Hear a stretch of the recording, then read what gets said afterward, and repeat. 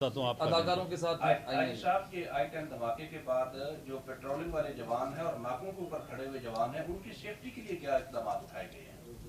देखिए, जो लोग भी सरहदों पे खड़े होते हैं और जो लोग भी ये वर्दी पहनते हैं, उनको जिस ख़तरे को मोल लेते हैं वो अपने कौम और मुल्क के लिए लेते हैं। उनकी ये सिक्योरिटी के लिए ज़रूर बंदोबस्त किए हैं कि वो जैकेट्स पहनेंगे जो बुलेट प्रूफ होंगी। उनको प्रोटेक्शन के लिए वेंटेज पॉइंट पे स्नाइपर भी मौजूद होंगे। उनको चेकिंग के लिए एहतियात भी करेंगे हर लिहाज से।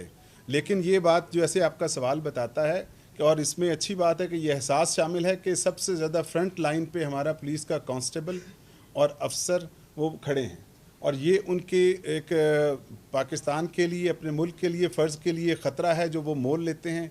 जिस नाके पे भी किसी को भी रोकते हैं ख़तरा मौजूद रहता है, आप सारे जानते हैं। इसीलिए मैंने ताउन की अपील की कि उनके साथ भी ताउन करें ताकि हम, अल्लाह ना करे कि किसी भी और सिपाही की जान जाए।